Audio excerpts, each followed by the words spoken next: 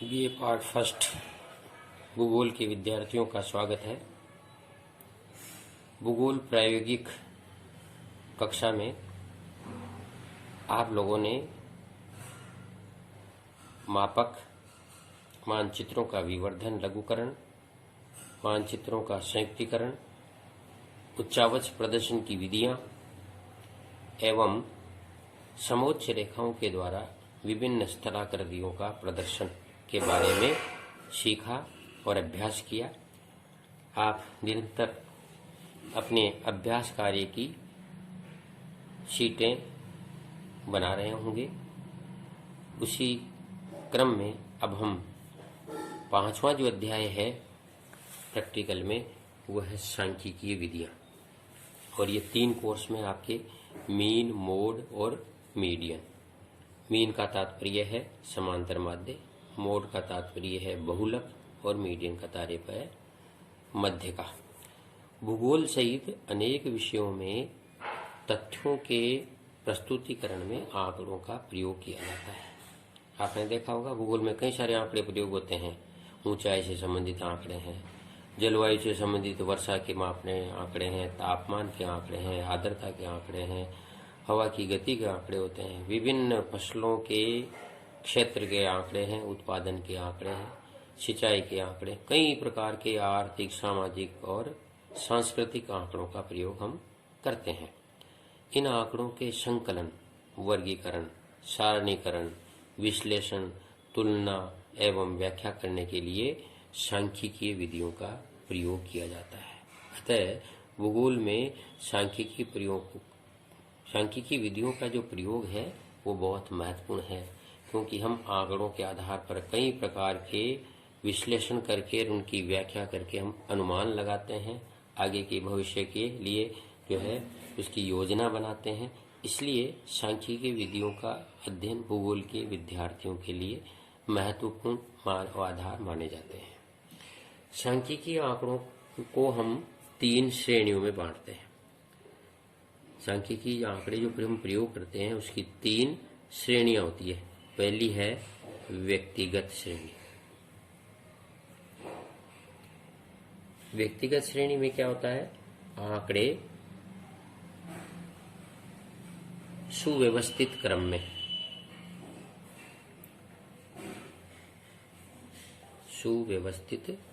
में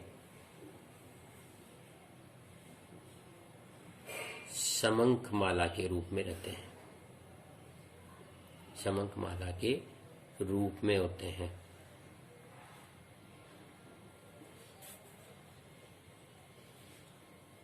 जैसे एक सप्ताह के तापमान के आंकड़े,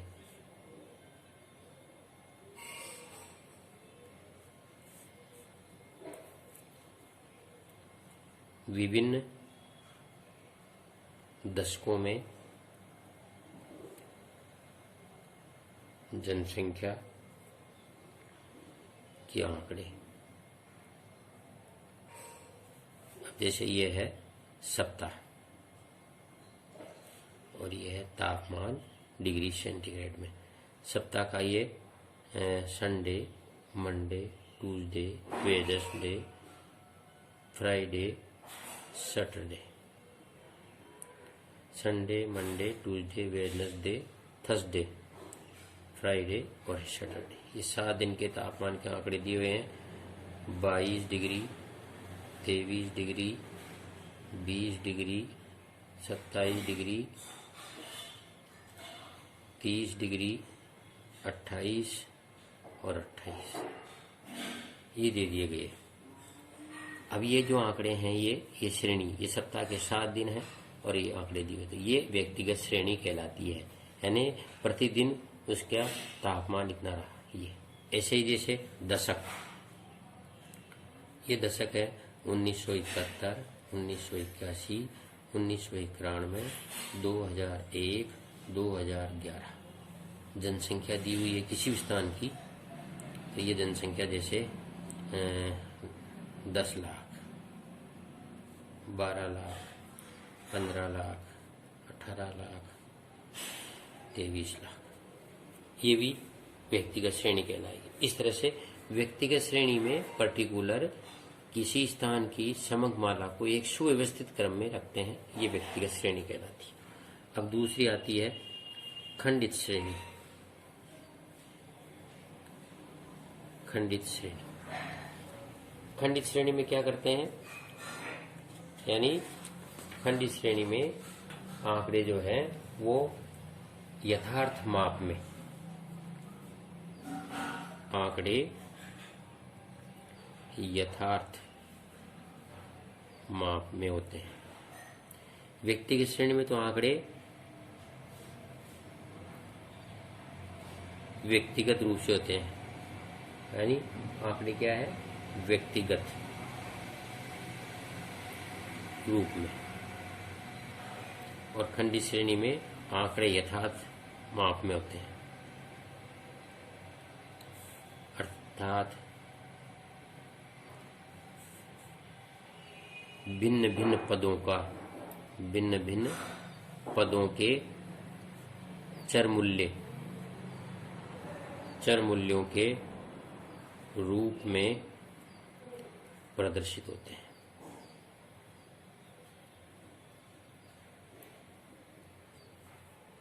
अर्थात खंडित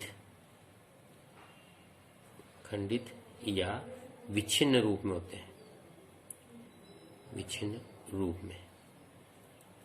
अब इसकी खंडित श्रेणी की कोई एग्जाम्पल अपन ले, जैसे उदाहरण है आयु के अनुसार जनसंख्या। आयु के अनुसार जनसंख्या देते हैं, ये तो आयु है और ये जनसंख्या है प्रतिशत में। आयु है 10 वर्ष तक, 20 वर्ष तक, 30 वर्ष तक, 40, 50, 60, 70। तो 10 वर्ष तक की आयु के जैसे 16%, 12%, 30%,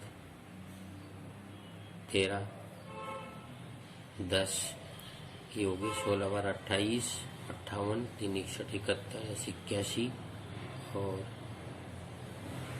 9 81, 19 और 9 6 और ये 80 वर्ष तक ये आ गई। तो ये क्या है, पद, ये पद कहलाएंगे, ये है पद और ये है मूल्य। तो ये पद खंडित है, जैसे 10, 20, 30, 40, 50, 60, 70, 80, ये पद मूल्य खंडित में दिए हुए हैं। अर्थात 15 वर्ष का आयु के कितने % लोग हैं ये इसमें याद नहीं है, 25% के कितने लोग हैं याद नहीं है, 42 वर्ष की आयु के कितने लोग हैं ये याद नहीं है। ये खंडित श्रेणी कहलाती है। इस तरह से ये बीच बीच में मूल्य खंडित होते हैं। और ये क्या कहलाती है, ये आवृत्ति होती है, कितने % लोग हैं, तो ये खंडित श्रेणी कहलाती है। तीसरी आती है इसमें शतत श्रेणी।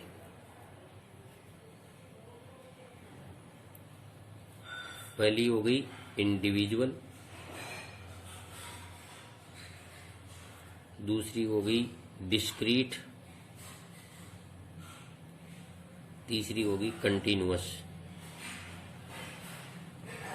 तो शतत श्रेणी में पद मूल्य, विभिन्न पद और चर मूल्य एक निरंतर रूप में होते हैं। यानी इसमें पद मूल्य तो दिए हुए रहते हैं, शतत श्रेणी में पद मूल्य निरंतर रहते हैं तथा उनकी आवृत्तियां दी हुई होती है। कहने का तात्पर्य क्या है, शतत श्रेणी में वर्ग जो है वो सम्मिलित इकाई के रूप में आवृत्ति में लिख देते हैं। अखंडित श्रेणी में इकाई यथार्थ माप में नहीं की जा सकती, क्योंकि सीमाओं के भीतर किसी इकाई का कोई भी मान हो सकता है। तो इसमें जो है पद यानी श्रेणी एक वर्ग में होती है। पद एक वर्ग के रूप में होते हैं। जैसे इसी को अपन खंडित को शतक में बदलते हैं, तो ये 0 से 10, ये तो हो गए पद, और ये हो गई जनसंख्या। तो ये पद और जनसंख्या हुई। तो पद 0 से 10, 10 से 20, 20 से 30, 30 से 40, 40 से 50, 50 से 60, 60 से 70 और 70 से अधिक। तो ये जनसंख्या हो गई, जैसे 16, 12, 30, 13, 10, 9, 6, 5। तो यहाँ पद मूल्य कैसे रूप में खंडित नहीं है, सतत है। जगह 0 से 10, 10 से 20, 20 से 30, 30 से 40, तो ये पद मूल्य सब निरंतर हैं, कंटिन्यूअस हैं, इसलिए ये सतत श्रेणी कहलाती है। इसमें कहीं पर भी कोई अंक खंडित नहीं है। जो भी जैसे आयु है, अब 0 से 10 वर्ष तक के लोग 16% है ना, 10 से 20%, 10 से 20 वर्ष की आयु के लोग 12% हैं, 20 से 30 वर्ष की आयु के लोग 30% है। तो ये इस तरह से पद मूल्य तो चर मूल्य तो दिए हुए हैं, पर पद मूल्य जो है वो सतत श्रेणी के रूप में है, लगातार श्रेणी के रूप में है। तो सांख्यिकी विधियां हम मीन, मोड, मीडियन का अध्ययन करेंगे। वो इन तीनों श्रेणियों में आंकड़े होते हैं, तो तीनों श्रेणियों की विधियों का अध्ययन करेंगे। अतः समांतर माध्य का अध्ययन करने से पूर्व आप लोगों को इन 3 श्रेणियों के बारे में जानकारी होना आवश्यक है। पहली थी व्यक्तिगत श्रेणी, जिसमें आंकड़े सुव्यवस्थित क्रम में होते हैं, यानी एक सिस्टम से होते हैं, एक क्रमबद्ध श्रृंखला में होते हैं। जैसे 19 विभिन्न दशकों में जनसंख्या दी हुई है, या सप्ताह में तापमान के आंकड़े दिए हुए हैं, तो ये व्यक्तिगत श्रेणी कहलाएगी। खंडी श्रेणी, इसमें आंकड़े यथार्थ माप में होते हैं, अर्थात भिन्न भिन्न पद मूल्यों के चर मूल्य दिए हुए रहते हैं। एक पद होता है और दूसरा कॉलम चर मूल्य का होता है। इसमें पद जो है खंडित या विच्छिन्न रूप में होते हैं। जैसे ये उदाहरण दिया, आयु है 10, 20, 30, 40, 50, 60, 70, 80, ये आयु वर्ष में है। इनकी जनसंख्या दी हुई है प्रतिशत में, तो ये पद मूल्य खंडित है। 10 और 20, 30, बीच की संख्याएं खंडित हैं, तो ये इस प्रकार की श्रेणी खंडित श्रेणी कहलाएगी। और तीसरी है सतत श्रेणी, पद मूल्य निरंतर कंटिन्यूअस रहते हैं, यानी सतत रहते हैं। जैसे 0 से 10, 10 से 20, 20 से 30, 30 से 40, 40 से 50, 50 से 60, 60 से 70, 70 से अधिक। इस तरह से ये पद मूल्य निरंतर श्रेणी में दिए हुए हैं, और इनकी चर मूल्य जो है वो अलग अलग होते हैं, जितने पद का चर मूल्य है वो। तो ये तीनों श्रेणियों का आप भावार्थ समझ गए। व्यक्तिगत श्रेणी में क्रम संख्या दी हुई रहती है, उनके मूल्य दिए हुए रहते हैं, इसमें आवृत्ति नहीं होती है। व्यक्तिगत श्रेणी में आवृत्ति नहीं होती है। और खंडी श्रेणी में पद खंडित होते हैं, और इसमें पद निरंतर होते हैं। इस तरह से ये तीनों श्रेणियों का आप भावार्थ समझ जाएं। इसमें केवल एक ही होते हैं पद, आवृत्ति नहीं होती, एक ही मूल्य रहते हैं। इसमें पद और आवृत्ति होते हैं, पर पद खंडित रहते हैं। और सतत श्रेणी में पद निरंतर होते हैं, पद और आवृत्ति दोनों होती है, पर पद निरंतर रहते हैं। इस तरह से ये सांख्यिकी विधियों का अध्ययन करने से पूर्व हमने 3 प्रकार की श्रेणियों के बारे में जाना। अब अगले व्याख्यान में हम मीन, समांतर माध्य, समांतर माध्य का मतलब होता है औसत से लिया जाता है मीन से, तो समांतर माध्य का अध्ययन करेंगे कि किस तरह से समांतर माध्य ज्ञात किया जाता है। फिर उसके बाद में हम बहुलक ज्ञात करेंगे। तो ये तीनों श्रेणियों के बारे में आप अच्छी तरह से समझ लें, क्योंकि इन तीनों श्रेणियों के लिए अलग अलग सांख्यिकी विधियों का प्रयोग करते हैं। तब तक के लिए धन्यवाद।